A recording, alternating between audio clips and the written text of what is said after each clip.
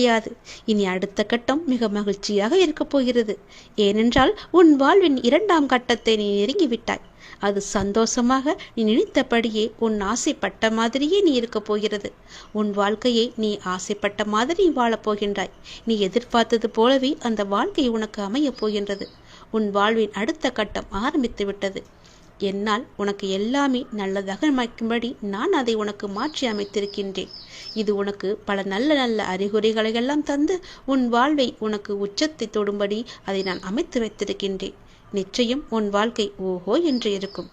உன்னுடைய கர்மக்களை எல்லாம் குறைத்து கொள்ள வேண்டும் என்று ஆசைப்பட்டால் அதற்கு ஒரே வழி, அதை நீ தைரியமாக அனுபவிப்பது மட்டுமே. நீங்கள் எப்போதும் என்னை நினைத்து கொண்டு என் மீது நம்பிக்கை கொண்டிருந்தால் அதை அனுபவிக்கும் சக்தியை நான் உனக்கு கொடுக்கின்றேன். அது துன்பம் என்ற எண்ணம் உன்னில் ஏற்படாதவாறு நான் செய்கின்றேன். உன் வாழ்வில் நல்லது நடக்க நான் அருள் புரிகின்றேன்.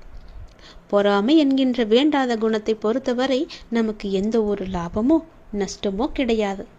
பொறாமை என்பது இன்னொருவருக்கு கிட்டியிருக்கும் லாபம். வளம் கண்டு தாளாமை. வேறு ஒருவருக்கு செல்வாக்கோ புகழோ கிட்டிவிட்டால் அது நம்மை எந்த வகையில் பாதிக்கப் போகின்றது? அது எதுக்கும் நமக்கு பாதிப்பு அடையாதல்லவா? நஷ்டமாக இருந்தாலும் அவரையே சேரும், செல்வமாக இருந்தாலும் அவரையே சேரும். வேறு ஒரு அதிர்ஷ்டம் கிடைத்துவிட்டால் அதனால் நமக்கு என்ன பயன் கிடைக்கப் போகுது என்று அதை அப்படியே விட்டுவிடு. அதை சகித்து கொள்ள முடியாமல் அவதூறாக பேசிக்கொண்டிருக்காதே. அவருக்கு நஷ்டம் ஏற்பட்டு விட்டால் நாம் தான் மகிழ்ச்சி அடைவோம். இது நல்லதா? அந்த மனிதன் பலம் பெற்றால் நமக்கு என்ன?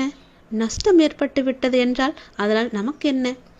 ஆனால் ஜனங்கள் இப்படி சிந்திப்பதில்லை. அவனுக்கு நலம் கிட்டினால் நாமும் மகிழ்வோமே என்று எண்ண வேண்டும். நமக்கும் நலம் கிட்டியது என்று நாமும் பெறுவோம் என்றும் முயற்சி செய்து கொண்டிருப்போம் என்றும் நேர்மறையாக சிந்திக்க வேண்டும். நாமும் பாக்கியசாலிகள் எண்ண வேண்டும். அதே நலமும் நாமும் பெறுவோம் என்று முயற்சி செய்து பார். அதுவே உன்னுடைய விருப்பமாக மாறி நிச்சயம் நீயும் வெற்றி பெறுவாய். நம்மிடமிருந்து அவன் எதையுமே நம்மிடமிருந்து எடுத்துச் செல்லவில்லையே. அப்படி இருக்கும்போது அவனுக்கு கொடுப்பதை வைத்து நாம் ஏன் பொறாமைப்பட வேண்டும்? பொறாமை எண்ணத்தை விட்டுவிடு. கர்மாவின் பலனாக அவன் வளம் பெற்றான். அப்படி இருக்க அதை கண்டு நாம் ஏன் பொறாமைப்பட வேண்டும்? அந்த பொறாமை என்கிற குணத்தை விட்டால் மட்டுமே உன்னுடைய கர்மாக்கள் குறைத்து கொள்ள அதுவே சிறந்த வழியாக இருக்கும். பொறாமை என்பது நீ தெரிந்து செய்வதில்லை, உன்னை அறியாமலேயே அது வந்து விடுகிறது. அவன் ஏதோ ஒரு நல்ல விதத்தில் வாழ்ந்துவிட்டால் போதும். ஒரு சிரிப்பு சிரித்தால் கூட அது உன் மனதிற்கு ஏதோ ஒரு நெடுலாக தோன்றுகின்றிருக்கும். அது நீ அறிந்து செய்யவில்லை, அறியாமல் செய்ததுதான் என்று சொல்கிறேன். நிச்சயம் உன் வாழ்க்கை மாறுவதற்கு நான் துணை இருக்கிறேன்.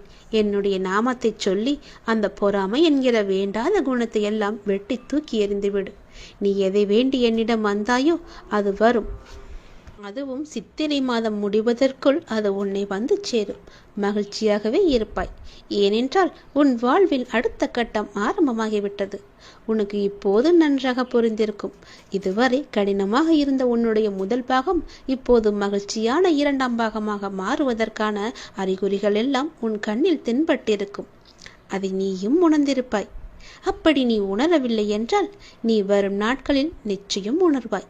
உன் வாழ்வின் அடுத்த கட்டம் மிக மகிழ்ச்சியாகவே உனக்கு பிடித்த மாதிரியே செல்லும். எப்படி இருக்குமோ என்ற பயமெல்லாம் வேண்டாம். நீ நினைத்த மாதிரியே உன் வாழ்க்கையின் அடுத்த கட்டம் ஆரம்பித்து விட்டது. சந்தோஷமாகவே அதை பெற்றுக்கொள். நல்லது உன் வாழ்வில் நடக்கும். உன்னுடைய துயரத்திற்கெல்லாம் முடிவு கட்ட வேண்டும் என்று நான் நினைத்து விட்டதால் உன் துயரத்திற்கான கடைசி நாளையும் நான் குறித்து விட்டேன். அது இன்றே நடக்கப் போகிறது. உன் துயரத்திற்கு இன்றே கடைசி நாள். அந்த பிரம்மன் எழுதிய தலையெழுத்தை நான் மாற்றப் போகிறேன். ஓம் சரவண பவ என்று என்னை நீ தொட வேண்டும். அந்த பிரம்மன் எழுதிய தலையெழுத்தை மாற்றி அமைக்கும் வல்லமை எனக்கே உண்டு. கிரகங்களினால் தோன்றும் தீமைகளை எல்லாம் விலக்கி நன்மைகளை செய்யும் கிரக ஞானம் எனக்கே உண்டு. உன் அப்பா மீது உனக்கு நம்பிக்கை இருந்தால் நிச்சயம் நான் உன்னை கைவிட மாட்டேன். இப்போது எனது பெயரை சொல். எப்படி சொல்லி அழைக்க வேண்டுமோ அப்படியே நீ சொல்லி என்னை அழைத்துப்பார். உன்னுடைய வாழ்வில் புது வழி பிறக்கும். வாழ்க்கையில் பல அதிசயங்கள் நடக்கும். அப்போது நீ என்னை வரவேற்க தயாராக இருக்க வேண்டும். உன்னுடைய மன வருத்தம் மாறப்போகின்றது. சில அற்புத நிகழ்வுகள் உன் வாழ்வில் அடுத்தடுத்து நடக்கப் போகின்றது. நான் உன்னை ஒருபோதும் கைவிட மாட்டேன் என்று நம்பும்போது இவையெல்லாம் உனக்கு சாத்தியமாகும். நீ கேட்டவற்றை உனக்கு நான் கிடைக்கச் செய்வேன். நன்மையும் தீமையும் மாறி மாறி வந்து கொண்டுதான் இருக்கும். இதுதான் வாழ்க்கை. மனிதனின் வாழ்க்கை இதுதான். அந்த கடவுளே மனிதனாக பிறந்தாலும் அவருக்கும் இந்த எல்லா நன்மையும் எல்லா தீமையும் நடக்கும். என்னை வணங்கும் உனக்கு தீமையின் தாக்கத்தை குறைத்து நன்மைகள் அதிகம் நடக்கும்படியாக உன்னுடைய வாழ்வை இப்போது நான் நடத்தி வருகின்றேன். கொஞ்சம் கொஞ்சமாக காயை நகர்த்தி வருகின்றேன். நிச்சயம் நீ வெற்றி பெறுவாய். உன் வாழ்வின் நல்ல மாற்றங்கள், நீ நினைத்து பார்த்திராத அற்புதமான மாற்றங்கள் எல்லாம் உன் வாழ்க்கையில் நடக்கப் போகிறது. அந்த நல்ல மாற்றங்கள் நடந்து நீ மகிழ்ச்சியாக இருக்க வேண்டி என்னென்ன நிகழ்வுகள் எல்லாம் நடக்க வேண்டுமோ அது எல்லாமே உன்னுடைய வாழ்வில் நடக்கப் போகிறது. எல்லாமே உனக்கு சாதகமாக மாறப்போகிறது. இதுவரை உன்னுடைய வாழ்வில் உனக்கு இருந்த சில சிக்கல்கள் எல்லாம் எப்படி தீர்க்க வேண்டும் என்று அதற்கு விடை காண தெரியாமல் நீ தவித்து போய் நின்றிருந்தாய் அல்லவா? அதற்கு என்னென்னெல்லாம் முயற்சி செய்தாய் அல்லவா? உன்னுடைய மனம் வாடி போயிருந்தது அல்லவா? அதற்கெல்லாம் ஒரே தீர்வு தரப்போகிறேன். நீ நம்பும் என்னை நான் உன்னை கைவிட மாட்டேன் என்று நம்பும் உன்னை நான் உன்னை கைவிட்டு விட மாட்டேன். அந்த சிக்கல்கள் எல்லாம் தீரப்போகிறது. நீ என்னை நம்பு.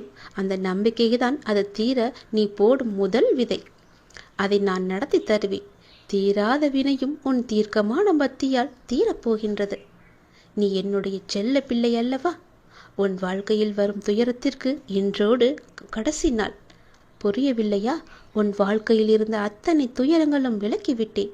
இனி உன் வாழ்க்கையில் நல்லதுதான் நடக்கப் போகின்றது. கவலைப்படாமல் நிம்மதியாக இரு. என்னுடைய நாமத்தை நீ சொல்லிக் கொண்டே இரு. தெளிவான மனம் எல்லோருக்கும் இருப்பதில்லை. இந்த உலகியலில் உன்னை சுற்றி நடக்கும் சம்பவங்கள் உன்னை அதற்கேற்ப செயல்பட வைக்கும். ஞானத்தால் அதை உணர்ந்து அதிலிருந்து உன்னை விலக்கிக் கொள்ள வேண்டும். அது கொஞ்சம் கடினம்தான். ஆனால் உன்னால் முடியும். சில நேரங்களில் உன் கர்ம வினையால் நீ மாட்டிக்கொள்கின்றாய். ஆனாலும் என் மீது உனக்கு உள்ள நம்பிக்கையால் நீ மீண்டு வர செய்யும் முயற்சிகளுக்கு நான் துணையாக இருந்து உன்னை அதிலிருந்து மீண்டு வரச் செய்வேன். இந்த வாழ்வை வாழ்ந்துதான் ஆக வேண்டும் அல்லவா? இன்பம் துன்பத்தை சந்தித்தாலும் உன்னுடைய மனமானது சமநிலையில் இருக்க கற்றுக்கொள். எல்லாம் உன்னால் முடியும். உண்மையான மகிழ்ச்சியை நீ சந்தோஷமாக அனுபவிக்கத்தான் போகிறாய். நான் இருக்கிறேன். யாராவது எனக்கு உதவ மாட்டார்களா என்று ஏங்கி தவித்திருந்தாய் அல்லவா? நான் ஒருவரை அனுப்பி வைத்திருக்கிறேன். அவர் உனக்கு அழைப்பு விடுப்பார். அந்த உதவியை நீ ஏற்றுக்கொண்டே ஆக வேண்டும். நீ யாருடைய உதவி உனக்கு கிடைத்தால் நன்றாக இருக்கும் என்று நீ மனதில் நினைத்து கொண்டிருந்தாயோ அவரிடமிருந்து உனக்கு அழைப்பு வரப்போகிறது. அவர் உனக்கு உதவி செய்ய முன் வந்து கொண்டிருக்கின்றார். அதற்கு தடையாக இருந்தவைகளெல்லாம் இப்போது நீங்க நேரம் வந்துவிட்டது. அதனால் தீரும் உன் மனபாரம். நீ என்னுடைய பிள்ளை. உன்னை ஒருபோதும் நான் கைவிட மாட்டேன் என்று நீ நம்பிக்கொண்டிருக்கின்றாய் அல்லவா? அந்த நம்பிக்கையை நான் வீணடிக்க மாட்டேன். சிறு தடை வந்தாலும் அதை உடைத்து மேலே செல்லப் போகின்றாய். உனக்கான பொற்காலம் தொடரப்போகிறது. உன் வாழ்வில் சில விஷயங்கள் தாமதமாக நடப்பதாக நீ கவலைப்பட்டு கொண்டிருந்தாய் அல்லவா? அந்த கவலைகளுக்கெல்லாம் ஒரு முற்றுப்புள்ளியை நான் வைக்கப் போகின்றேன். இனி நீ செய்யும் காரியங்கள் எந்த தாமதமும் இன்றி உடனடியாக நடப்பதற்கான சூழ்நிலைகள் எல்லாம் வரப்போகின்றன. உனக்கு என்மேல் வருத்தம் இருக்கலாம். ஏன் இத்தனை தடைகள், இத்தனை தாமதங்கள் என்று. எல்லாவற்றிற்கும் ஒரு காரணம் உண்டு. அதனால்தான் இவ்வளவு நாட்கள் உனக்கு எல்லாம் தாமதமாகி கொண்டு வந்தன. இனி உன் வாழ்க்கை வேகம் எடுக்கப் போகிறது. நீ சுறுசுறுப்பாக செயல்பட தொடங்கப் போகிறாய். உனக்கு எல்லாவற்றிலுமே வெற்றி கிடைக்கப் போகின்றது. நீ எதிர்பார்த்தது போலவே அது அமையப் போகின்றது. ஏனென்றால் நான் தேர்வு செய்த 1000 நபர்களில் நீயும் ஒரு நபர். நீயும் ஒருவராக என்னால் தேர்வு செய்யப்பட்டு விட்டாய். உன் திறமைக்கு நீ ஜெயித்து விட்டாய். நீ கவலையிலிருந்து விடுபட வேண்டிய நேரம் இது.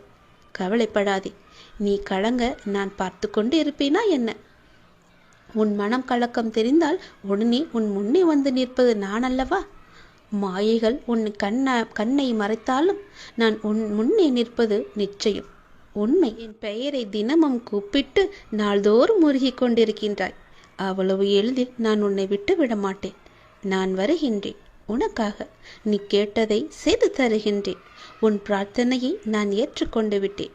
நீ கலக்கமடைய வேண்டாம்.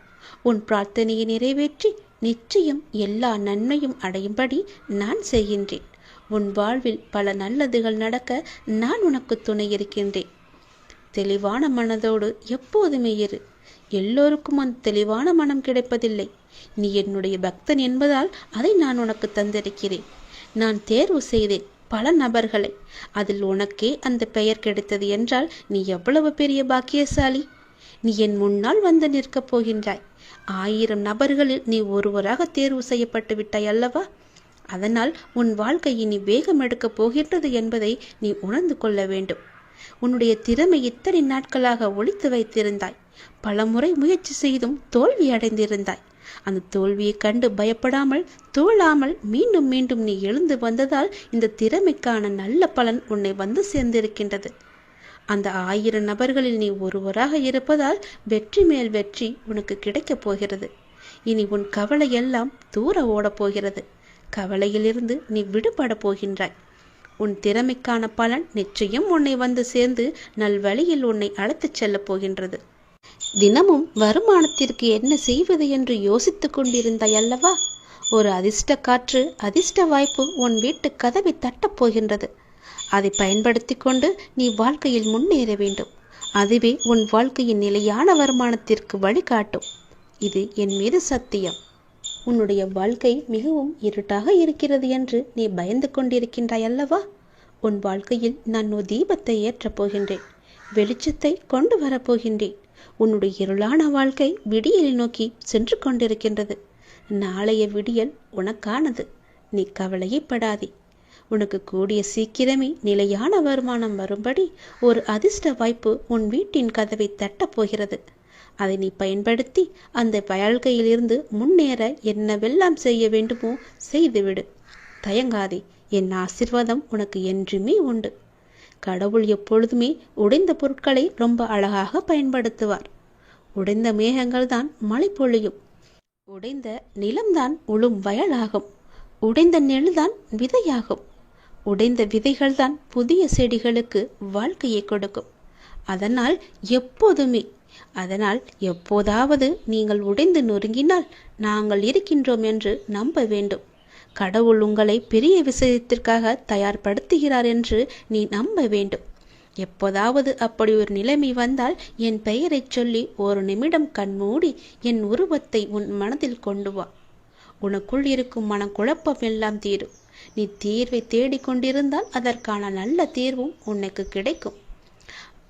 தொடர் தோல்விகள், இழப்புகள், நிம்மதி இல்லை, தூக்கம் இல்லை, எதையும் என்னால் சாதிக்க முடியவில்லை, ஏன் எதற்காக இந்த நரக வாழ்க்கை என்று உன் மனதில் தோன்றும் எண்ணங்களிலிருந்து நீ முதலில் வெளியே வா. நான் சொல்ல வருவதை கொஞ்சம் காது கொடுத்து கேள். வாழ்க்கை என்றாலே ஏற்றம் இறக்கம் கலந்த ஒன்றுதானே.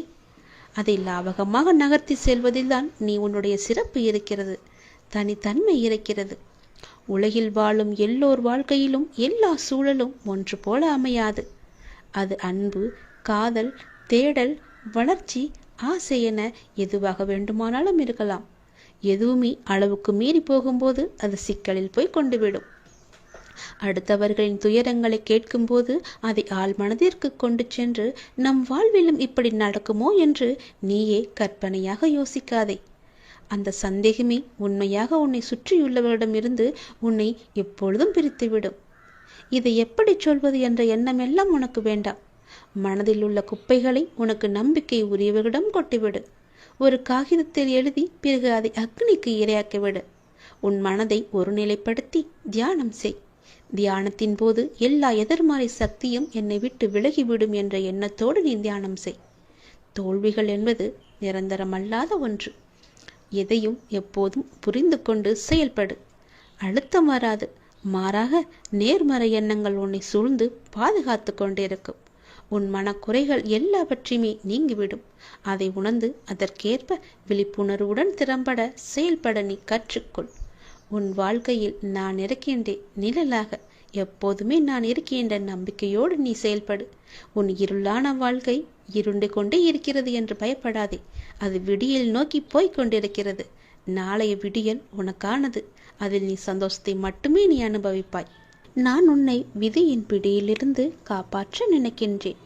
உன் விதியை உனக்கு வேலை செய்தாலும் அந்த விதியை முறியடிக்க நீ செய்ய வேண்டியது ஒன்றே ஒன்றுதான். உடனே சென்று எதையும் யோசிக்காமல் என் திருநீற்றை எடுத்து பூசிக்கொள். ஓம் பழனி முருகா என்று சொல்லி என் திருநீரை எடுத்து பூசு. உடனே செல். கேட்டுவிட்டு பிறகு எல்லாவற்றையுமே செய். நல்லது நடக்கும். இது எல்லாமே விதியின் செயல் என்று நீ நினைத்து கொண்டிருக்கின்றாய் அல்லவா? உன்னுடைய விதியை நான் முறியடிக்க என்னுடைய உதியை நான் உனக்கு தருகிறேன். இப்போதே நீ பூஜை அறைக்கு சென்று என்னுடைய உதியை எடுத்து உன் நெற்றியில் பூசு. உடனே சென்று என் உதியை பூசு. மறந்து விடாதே. சீக்கிரமாக செல். உன் விதியை நான் முறியடித்து காமிக்கின்றேன். படத்தவனை வந்து பாடங்கள் எடுத்தாலும் புத்தியை இழந்தவனுக்கு புரிய போவதில்லை. பாவங்கள் என்னும் பாதையில் பயணத்தை அவன் நிறுத்தவே மாட்டான். அவனே முட்டாளாகவும் இருப்பான். நீ என்னுடைய குழந்தை, புத்திசாலி. நான் சொல்வது போலவே செய். சிலரை நீ முக்கியம் என நினைக்கும் வரையில்தான் உன்னால் அவர்களுக்கு கஷ்டத்தை ஏற்படுத்த முடியும், காயத்தை கொடுக்க முடியும். சிலரை நீ கண்டு கொள்ளாமல் இருந்து பார். உன்னுடைய மன வலிகள் எல்லாமே குறையும். நீயே அதை உணர்வாய். உன்னை துரத்தி கொண்டு இருக்கும் கடுமையான துயரத்திலிருந்து விடுபட முடியாமல் கடும் வேதனை அடைந்து அதை பகிர்ந்து கொள்ளக்கூட எவரையும் இல்லையே என்று கலங்கி கொண்டு இருந்த உன்னை நானே தேர்ந்தெடுத்து உன் துயத்துடைக்க உன்னை தேடி நீ இருக்கும் திசையை நோக்கி ஓடி வந்திருக்கின்றேன். நான் விரும்பாமல் எவரும் என்னை தேடி வர முடியாது. அது உனக்கு நன்றாகவே தெரியும். இழந்ததை எல்லாம் உனக்கு மீட்டு தரப்போகின்றேன். உனது முன்னோர்களும் உன்னை பெற்ற தெய்வங்களும் செய்த பூர்வ ஜென்ம பந்தமும் புண்ணியங்களும் என்ன தெரியுமா? நான் உனக்கு மானசீக குருவாக கிடைத்ததுதான். அதனால் நான் உன்னை தேர்ந்தெடுத்து உன்னை தேடி உன்னுடன் இருப்பதற்காக உன் இல்லம் தேடி வந்திருக்கிறேன். எந்த சூழ்நிலையிலும் தனிமையில் இருக்கும்போது எனக்கு யாருமே இல்லையே, எனக்கு யார் இருக்கிறார்கள், எனக்கு உதவி செய்ய எவரும் கிடையாது என்று நினைக்காதே. எப்படி நடத்தப் போகிறேன் என்று பார். கண்ணீர் மல்க எனது பாதங்களில் விழுந்து அழுது கொண்டிருக்கின்றாய் நீ. காத்திரு, பொறுமையாக இரு. உனக்கு வேண்டியதை செய்ய நான் இருக்கும் பொழுது எதற்கும் நீ கலங்கக்கூடாது. தக்க சமயத்தில் உன்னை தேடி வந்து வேண்டியதை தந்து உன்னை வழி நடத்தி செல்லவே நான் இருக்கின்றேன். நீ விரும்பிய தோற்றத்திலேயே நான் உன் முன்னே தோன்றுவேன். உன்னை பாதுகாத்து வழி நடத்தி உயர்த்துவதே எனது தலையாய கடமையாக நான் எழுதி வைத்து விட்டேன். மீண்டும் உனது கைகள் ஓங்கப் போகின்றது. நான் இருக்கும் இடத்தில் எவரையும் நான் நெருங்க விட மாட்டேன். நான் உன்னுள்ளே, உனக்குள்ளே, உன் வீட்டிலேயே நான் இருக்கின்றேன். எந்த சூழ்நிலையிலையும் நான் கைவிட்டு விட மாட்டேன் என்ற நம்பிக்கை உனக்குள் ஆழமாக புதைந்து கிடக்கிறது. நீ படிப்படியாக உயரப் போகின்றாய். அதை நானும் கண்டு ரசிக்கப் போகிறேன். ஆர்வமாக இருக்கிறேன். நீ வாழ்வதை, சந்தோஷமாக வாழ்வதை பார்த்து நான் ஆனந்த கண்ணீர் வடிக்க நான் ஆவலாக இருக்கின்றேன். ஆகவே எந்த ஒரு கடினமான சூழ்நிலையிலும் நம்பிக்கையை மட்டும் நீ இழந்து விடாதே. உன் அப்பா நான் இருக்கிறேன் என்று முழுமையாக நம்பு. அவமானத்தை பொறுத்துக்கொள். தக்க சமயத்தில் நான் வந்து உன்னை பாதுகாத்து வழி நடத்தி சென்று உன் வாழ்க்கையில் உயர்ந்த இடத்தில் உன்னை வைக்க அழகு பார்க்க போகின்றேன். என்னுடைய ஆசையை நிறைவேற்ற இப்போதே உன்னை தயார்படுத்திக்கொள். நீ சந்தோஷமாக இருக்க போகிறாய். நல்லது நடக்கப் போகிறது உனக்கு. குழந்தையே, உன் வாழ்வில் மிகப்பெரிய மாற்றம் வரப்போகிறது. மிகப்பெரிய வெற்றியும் வரப்போகிறது. நேரம் கடத்தாமல் உடனே இதை செய்துவிடு. ஏனென்றால் உன் முன்ஜென்மத்து வினையெல்லாம் இன்றிலிருந்து குறைய ஆரம்பிக்கப் போகிறது. உன் அப்பா திருச்செந்தூர் முருகன் நான் சொல்கிறேன். இது நிச்சயம் நடக்கும் உன்னுடைய வாழ்க்கையில். உன்னுடைய முன்ஜென்மத்து வினையெல்லாம் இன்றிலிருந்து குறைய ஆரம்பிக்கப் போகிறது. நீ செய்ய வேண்டியது எல்லாம் இந்த ஜென்மத்தில் இனி எந்த தவறும் செய்யாது நேர்மறை எண்ணங்களோடு இருக்க வேண்டும். உன் வாழ்வில் உன்னை சுற்றி மாற்றம் வரப்போகிறது. அந்த மாற்றம் படிப்படியாக மாறுவதை நீயே காணப்போகின்றாய். உன்னுடைய இன்றைய சூழல் எனக்கு நன்றாக புரிகிறது. நீ நினைத்த மாதிரி சில நிகழ்வுகள் நடக்காத போது உனக்கு அது ஏமாற்றத்தை தந்தது. ஆனால் அதற்கு எல்லாம் ஒரு காரணம் நிச்சயம் உண்டு என்பதையும் நீ மறந்து விடாதே. தாமதமானாலும் சரியான நிகழ்வுகள் உன்னுடைய வாழ்வில் நிகழப்போகின்றது. நிச்சயம் நடக்கும். உன் வாழ்வில் நல்லது நடக்கும். நமக்கு இன்றுள்ள பிரச்சனைகளை விட நமக்கு ஏற்படுகின்ற குழப்பங்கள் தான் அதிகம். இந்த குழப்பத்திற்கு காரணம் ஒவ்வொரு நாளும் நமக்கு கிடைக்கின்ற புதிய புதிய வாய்ப்புகள், நாம் அறிமுகமாகின்ற புதிய புதிய சூழல்கள். இதனால் இது நல்லதா அல்லது அது நல்லதா என யோசித்து குழம்புகிறோமே தவிர சரியான முடிவு எடுக்க முடியாமல் திணறிக் கொண்டிருக்கின்றோம். இந்த நிலையில் இருக்கிற உன்னை சரியான இடத்திற்கு நான் அழைத்துச் செல்லப் போகின்றேன். பிறந்த குழந்தையானது வெளிச்சத்தை பார்த்து கண் கூசுகிறது என்பதற்காக கண்களை மூடிக்கொண்டே இருந்தால் அதனால் கடைசி வரை இந்த உலகத்தை பார்க்க முடியாமலே போய்விடும். அது போலத்தான் நடக்கும் போதும் விழுந்து விடுவோம் என்று பயந்து கிடந்தால் அது எழுந்து நடக்கவே முடியாது. குழந்தையாய் இருக்கும் போதே பலவற்றை நாம் சாதிக்கிறோம். இப்போது வளர்ந்த பிறகு நாம் ஏன் பயப்பட வேண்டும்? நீ இந்த உலகத்தை உற்றுப்பார், நன்றாக அது உனக்கு விளங்கும். இந்த உலகில் எது நடந்தாலும் எல்லாவற்றிற்குமே ஒரு காரணம் இருக்கிறது. உங்களுக்கு நல்லது நடந்தாலும் அதற்கு ஒரு காரணம் இருக்கிறது, தீயது நடந்தாலும் அதற்கும் ஒரு காரணம் இருக்கிறது.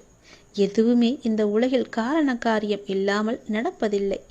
எல்லாமே இறைவனுடைய லீலை. அவன் அருளாலே எல்லாமே இங்கு நடந்து கொண்டிருக்கிறது. அதனால் எதை பற்றியும் சிந்திக்காதே. உனக்கு கிடைத்தால் மகிழ்ச்சி கொள், கிடைக்கவில்லை என்றால் நாளை கிடைக்கும் என்று நம்பி அதையும் மகிழ்ச்சியாக தள்ளிவிட்டு போ. மன அழுத்தத்தோடு இருக்காதே, சிந்தித்துப்பார். அது ஒருபோதும் வெற்றியை தராது. மன அழுத்தம் என்பது ஒரு நாளுமே வெற்றியை தராது. புன்னகையோடு சிந்தித்து பாருங்கள், புது அறிவு பிறக்கும், வெற்றி பெறுவீர்கள். வெற்றி மகிழ்ச்சிக்கு முக்கியமல்ல, மகிழ்ச்சியே வெற்றிக்கு முக்கியம். நீங்கள் செய்வதை நீங்களே விரும்பினால் வெற்றி உங்களுக்கு தானாக கிடைக்கும். வெற்றி என்பது வளர்ந்த மரம் போல, விதையை தூவிய மறுகணமே மரத்தை எதிர்பார்க்க கூடாதல்லவா? அது போலத்தான் முயற்சி செய்து அதற்கான பலன் நமக்கு கிடைக்கவில்லையே என்று உடனே எதிர்பார்க்காதே. விதையை நீ தூவிவிட்டாய், அதை வளர்வதற்கும் கொஞ்சம் கால நேரம் தேவையல்லவா? அதற்காக நீ கொஞ்சம் பொறுமையாக இரு. வெற்றியை தேடி பயணிப்பவன் தேய்ந்து போகலாம், பொறுப்பை சுமந்து பயணிப்பவன் தோற்பதில்லை. அதை நீ மறக்காதே. ஒவ்வொரு நாளையும் தொடங்கும் பொழுது நீங்கள் எதை பற்றிய எண்ணங்களால் தொடங்குகிறீர்களோ அதில் மிகவுமே கவனமாக இருங்கள். உங்களது இன்றைய எண்ணங்கள் நாளை உங்கள் வாழ்வாக மாறும். அறியாததை செய்வதை விட அறிந்ததை சிறப்பாக செய்யுங்கள். செயலை செய்வதென்றால் உலகில் உங்களை விட சிறப்பாக செய்ய முடியாத அளவுக்கு சிறப்பாக செய்ய முயற்சி செய்யுங்கள். இன்று நினைத்ததை இன்றே செய்து விடுங்கள். நாளை என்று நாட்களை கடத்தி விடாதே. நாளை வேறொருவன் சிறப்பாக செய்து நல்ல பெயரை சம்பாதித்து விடுவான். முடிந்தால் நாளை செய்ய வேண்டியதை இன்றே செய்து முடித்துவிட்டால் வெற்றி உன் அருகில் வந்துவிடும். உனக்கு துணையாக நான் இருப்பேன். நீ எது செய்தாலும் பக்க பலமாக இருப்பேன். நீ செய்வதை நல்லதாக மாற்றி உன்னிடம் திருப்பிக் கொடுப்பேன். நல்லது நடக்கும். சந்தோஷமாக இரு.